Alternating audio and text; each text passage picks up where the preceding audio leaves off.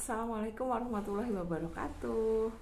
Bertemu lagi dengan Nafil si manja. Hari ini aku mau cerita tentang seseorang yang sangat berarti bagi aku. Seseorang yang dia tuh sebenarnya bukan keluarga aku nggak punya hubungan apa-apa, nggak punya hubungan darah apapun sama beliau. Tetapi beliau tuh salah satu orang yang sangat berjasa di hidup aku. Aku tuh memanggil beliau itu dengan sebutan mama. Jadi mama ini bukan ibu aku ya, bukan ibu kandung aku. Mama ini dulu tetangga aku waktu masih tinggal bareng orang tua. Tetangga aku yang udah sepuh, udah tua. Jadi waktu aku kecil beliau itu juga udah lumayan sepuh lah, mungkin usianya 60-an gitulah. Nah, beliau ini yang dipercaya sama bapak sama ibu aku buat menjaga aku, karena bapak sama ibu aku itu kan kerja gitu. Jadi mama ini rumahnya itu dari rumahku tuh sekitar 200 meter, deket, tetangga banget. Dan aku itu setiap hari di rumahnya, bener-bener di rumahnya. Aku mungkin bahkan lebih sering tidur di rumahnya daripada di rumahku gitu. Aku di sana tuh udah kayak di rumahnya mama ini tuh kayak di rumah sendiri, udah ngapa-ngapain di sana. Mama punya banyak anak, punya banyak cucu, tapi yang dulu waktu aku kecil anak dan cucu yang tinggal sama beliau tuh cuman rumahnya misah gitu. Jadi mama tuh dulu ya tinggal sendiri di rumah sangat sederhana gitu, di rumah dari anyaman bambu, dari rumah yang terbangun dari anyaman bambu. Dan aku tuh hampir setiap hari tidur di situ. Dan mama ini sosok yang sangat spesial karena beliau itu orang yang sangat sabar, orang yang nggak pernah marah. Aku tuh nggak pernah dimarahin, nggak pernah dibentak, dan selalu disayang. Mama ini orang yang sangat pintar masak. Jadi setiap hari tuh aku dimasakin sama mama. Terus mama ini juga orang yang sangat pintar buat main sama anak-anak gitu. Meskipun beliau sepuh, tapi beliau itu menyenangkan. Beliau itu punya kemampuan storytelling yang bagus. Jadi salah satu yang membuat aku seneng akhirnya di masa depanku aku memilih buat kuliah jurusan sastra itu karena salah satunya karena masa kecilku tuh penuh dengan cerita-cerita imajinasi dari mama. Aku ingat banget setiap kali aku mau tidur, mama itu selalu cerita ke aku apapun, cerita pengalaman beliau waktu muda, cerita tentang zaman perang. Jadi beliau itu lahir dari sejak Indonesia belum merdeka gitu. Terus nah, aku cerita dulu ya latar belakang mama ini. Jadi mama ini nama aslinya tuh Zainab. Mama ini itu bukan orang Jawa. Mama ini aslinya orang Aceh, orang Sumatera. Beliau menikah dengan seorang tentara yang waktu itu berperang ke wilayahnya, dan beliau diajaklah ke Pulau Jawa. Jadi mama ini kayak orang asing yang hidup di tempat baru. Tapi mama karena orangnya sangat baik, beliau itu sangat disayang di lingkunganku. Beliau itu sangat gak ada orang yang bisa benci sama mama gitu. Dia tuh memang sangat sayang sama semua orang. Jadi ya secinta itu tetangga sama mama. Makanya aku pun jadi begitu sangat bergantung pada mama ketika aku kecil gitu, bergantung pada kasih sayangnya ya. Terus jadi aku ingat banget mama ini waktu aku kecil, mama sering sekali menceritakan tentang bagaimana kehidupan beliau waktu di Aceh. Mama tuh di Sumatera lah ya, mama tuh cerita tentang mitos-mitos hantu di sana. Maksudnya mama tuh sering banget cerita tentang kuyang, yang mana aku nggak yakin emang kuyang dari sana ya. Pokoknya bukannya dari Kalimantan ya.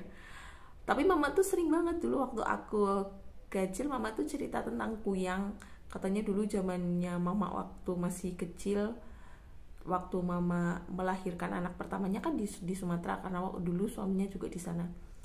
Katanya beliau melihat kuyang. Aku nggak tahu, mungkin itu mama berbohong atau mama memang pernah melihat, atau menurutku memang beliau itu cuman mau cerita aja, cerita imajinasinya juga, kayak buat pengantar aku tidur gitu. Terus salah satu yang sangat menyenangkan adalah mama itu orang yang sangat terbuka. Jadi ketika aku kecil, mama itu cerita sama aku tuh kayak aku orang dewasa gitu. Mama tuh cerita dulu mama pernah menikah gitu sama orang lain sebelum sama suaminya yang tentara itu. Beliau itu bercerita dengan sangat gamblang dan tidak menganggap aku anak kecil gitu. Oh, dan tentu aja ceritanya yang sopan ya, maksudnya bukan sesuatu yang vulgar atau apapun, tapi beliau itu selalu menganggap aku sebagai orang dewasa, maksudnya nggak nganggap aku anak kecil. Jadi beliau itu selalu nganggap aku tuh kayak temen gitu, temen cerita.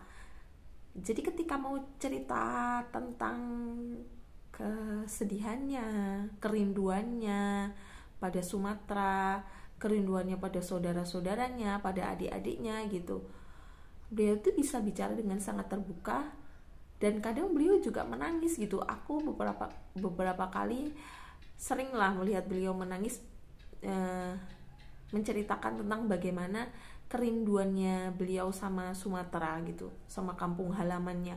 Karena setelah pulang ke Jawa, beliau tuh nggak pernah sama sekali ke Sumatera. Untungnya beberapa tahun kemudian, seingatku waktu aku juga masih SMP kayaknya, itu tuh ada beberapa adiknya tuh datang ke rumahnya mama. Itu salah satu obat kerinduannya mama. Aku inget banget mama bahagia banget ketika adiknya tuh datang, terus anak-anak adiknya tuh datang, dan adiknya tuh mukanya mirip sama mama, dan aku melihat kayak ada dua mama. Terus salah satu momen yang aku suka sekali sama mama juga ketika malam hari sebelum tidur kita tuh punya ritualnya itu kita mendengarkan radio bersama-sama. Di radio itu tuh kalau malam ada cerita misteri gitu. Ini tuh bukan cerita fakta ya, itu tuh fiksi, maksudnya ada penyiar radio membacakan cerita fiksi gitu. Aku tuh suka banget mendengarkan cerita itu sama mama, dan kita tuh berdua bisa bener-bener ketawa, bisa bener-bener penasaran sama ceritanya gitu. Terus pada suatu hari itu ada cerita yang ini tuh kayak cerita kriminal gitulah. Ceritanya ada penyiar radionya itu tuh cerita ada sebuah rumah, ada orang beli rumah baru, tetapi pemilik rumah baru itu, orang yang beli rumah baru itu tuh sering mendengar suara-suara aneh gitu di dalam satu kamar. Dia merasa ada yang aneh, ada yang minta tolong dan lain-lain. Terus orang itu minta bantuan tetangga buat bongkar keramik bawahnya. Ketika dibongkar, ternyata di keramik bawahnya itu ceritanya ada penemuan mayat gitulah, ada tulang belulang mayat. Ternyata itu dibunuh oleh pemilik rumah sebelumnya, terbongkarlah di situ. Aku inget banget mama itu mendengarkan itu sama aku, karena mama takut waktu itu kan aku masih kecil, masih SD. Mama takut aku memahami cerita itu sebagai sesuatu yang brutal, atau maksudnya di rekaman memoriku itu sesuatu yang menakutkan gitulah. Mama tuh takut. Terus mama tuh memanipulasi cerita. Itu tuh sebenarnya yang ditemukan, intinya mama bilang kalau itu tuh sebenarnya yang ditemukan tuh bukan mayat manusia, itu tuh mayat kucing gitulah. Intinya mama cerita seperti itu. Aku iya aja, padahal sebenarnya aku kan juga waktu itu sudah memahami kalau itu mayat manusia. Pokoknya ada banyak cerita yang aku dengarkan sama mama di radio bersama, dan itu salah satu momen terbaik dalam hidup. Terus salah satu momen juga yang aku tuh berterima kasih banget sama mama, itu tuh aku merasa rumah mama itu rumah tempat aku untuk kabur. Jadi dulu waktu aku SMA, ketika aku berbeda pendapat dengan ibuku dan kami terlibat perdebatan, Aku tuh selalu kabur ke rumah mama dan aku nggak mau pulang, aku tidur di situ. Aku suka sekali karena mama itu memberi ruang untukku untuk menangis. Jadi setiap kali aku menangis di rumah mama itu, mama nggak pernah nyuruh aku buat berhenti nangis gitu. Mama tuh selalu membiarkan aku buat nangis sepuasnya di kamar beliau, sampai aku sering sekali tertidur di kamarnya beliau. Kamarnya beliau itu kamar paling nyaman bagiku. Kamarnya bau balsem. Terus kamarnya tuh bau balsem karena mama suka pakai balsem. Terus kamar itu tuh pakai kelambu, sangat hangat, sangat nyaman, dan tidur di situ dipeluk mama itu salah satu rezeki yang Allah kasih di dalam hidup aku gitu. Aku ingat banget suatu hari pas SMA aku berantem sama ibuku, bukan berantem sih, berdebat. Di usia itulah ya, di usia itu kan pasti nggak pasti sih, aku di usia itu, di usia SMA memang banyak berdebat dengan, terutama dengan ibuku, karena memang aku lagi kayal-kayalnya, lagi rebel-rebelnya, lagi ngelawan-ngelawannya. Dan suatu hari waktu kami bertengkar, terus aku ke rumah mama, aku ingat banget mama tuh nggak pernah nanya apa-apa gitu, nggak pernah nanya apapun. Jadi kalau aku datang ya mama selalu pertanyaannya tuh udah makan belum gitu, nggak pernah nanya aku kenapa gitu. Kecuali aku mau cerita sendiri itu mama nggak pernah nanya. Dan itu aku bersyukur atas itu karena aku jadi nyaman, aku bisa cerita sendiri gitu sama mama. Aku pasti cerita, aku sebel sama ibu gini. Terus nanti pasti mama tidak akan memberikan nasihat yang menggurui, itu enggak. Pasti beliau akan cuma ya udah tidur di sini aja gitu, karena beliau tahu nanti pasti aku juga bakalan pulang gitu.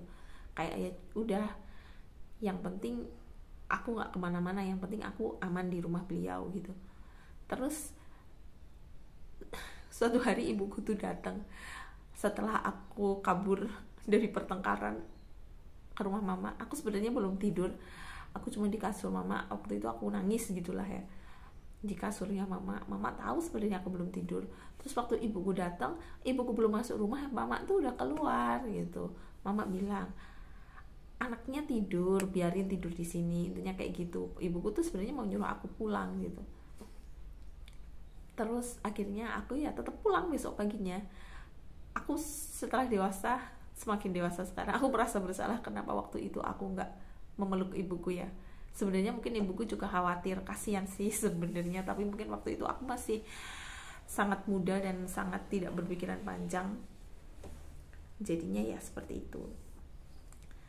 Tapi beberapa kali juga kalau aku sebel sama mama tuh aku bilang sama ibuku. Kadang-kadang tuh mama tuh bukan nyebelinnya tuh kalau nggak ngizinin aku melakukan sesuatu. Biasanya pas masih aku kecil sih, pas aku kecil tuh nanti jadi kalau aku lagi sebel sama mama, aku ngadu ke ibuku. Kalau aku lagi sebel sama ibuku, aku ngadu ke mama. Jadi aku kayak punya dua orang tua, dua orang ibu yang sangat menyenangkan. Jadi kenangan yang sangat menyenangkan buat aku sih, hidup pernah punya pengasuh lah ya. Pengasuh kayak mama itu salah satu rezeki banget buat aku.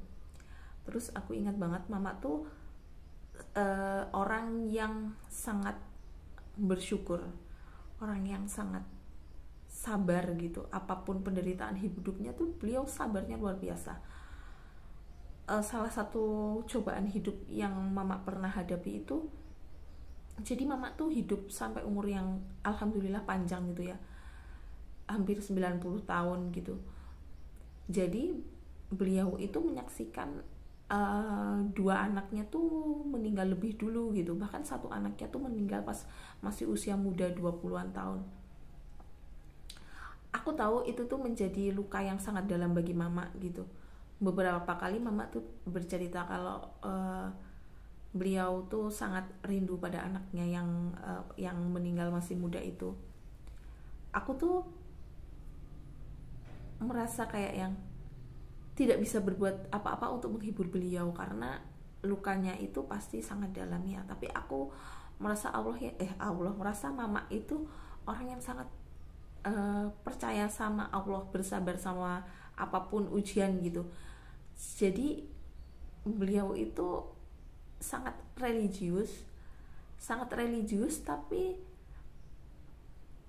dalam bentuk yang gimana ya, bukan religius yang terus setiap hari membaca Al-Quran, setiap hari ke masjid, sholat di masjid, bukan religius seperti itu, atau religius yang secara penampilan gitu. Mama sampai tua masih enggak pakai kerudung, juga kerudung yang biasa gitu, cuman ini di rumah juga biasa aja. Tapi religius dalam artian penerimaan dalam hidup gitu, kayak pasrah kalih Gusti gitu. Mama selalu bilang pasrah sama Gusti. Tahap religiusitas yang membuat aku tuh sangat tersentuh ya waktu aku kecil. Jadi aku sering sekali melihat mama, setiap kali mama selesai sholat, mama berdoa gitu, aku melihat bagaimana beliau mensyukuri hidupnya dengan berbagai cobaan dan keterbatasannya.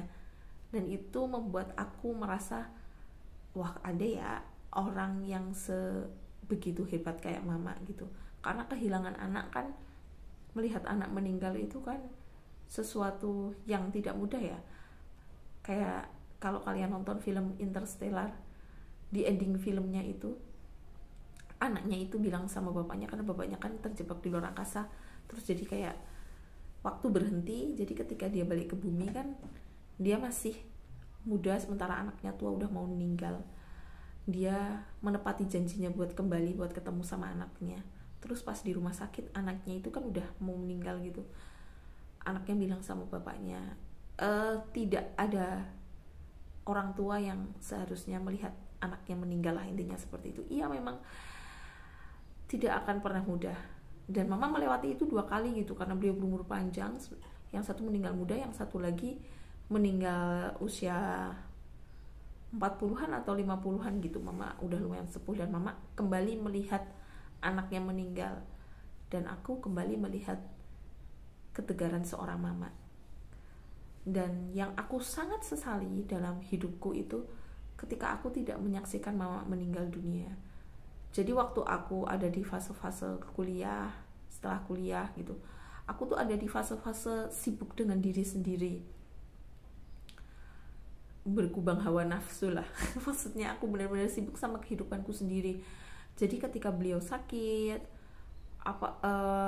beliau beberapa kali masuk rumah sakit, aku tuh benar-benar nggak sempat buat nemenin beliau di rumah sakit. Apalagi beliau meninggal pas aku udah lulus kuliah dan mulai nyari-nyari kerja. Itu tuh aku benar-benar sedang berusaha banget buat dapat kerjaan yang sebenarnya tidak bisa menjadi alasan, tapi aku sangat menyesal sampai sekarang. Aku sangat menyesal aku benar-benar tidak ada waktu mama sedang sakit. Tapi aku yakin beliau beristirahat dengan tenang, karena aku menyaksikan sekali beliau itu orang yang Masya Allah baiknya, punya kasih sayang, cinta yang tidak pernah habis gitu. Wah, aku salut sekali sama mama, karena mama itu punya cinta yang gak habis-habis dia bagikan ke siapapun. Ke aku yang bukan darah dagingnya, jadi keluargaku tuh, aku, kakak-kakakku tuh semua diurusin mama jadi pengasuhnya gitu. Mama itu punya cinta yang gak pernah habis gitu. Entah cinta itu datang dari mana, dari dirinya sendiri lah yang pasti. Beliau, karena beliau orang yang percaya banget sama takdir dan lain-lain, aku merasa beliau itu punya cinta yang tidak pernah habis, yang aku tuh bisa merasakan rasa cinta itu gitu. Dan buat kalian yang mendengarkan cerita ini, aku mau minta hadiah Al-Fatihah buat mama ya. Terima kasih sudah mendengarkan ceritaku. Assalamualaikum.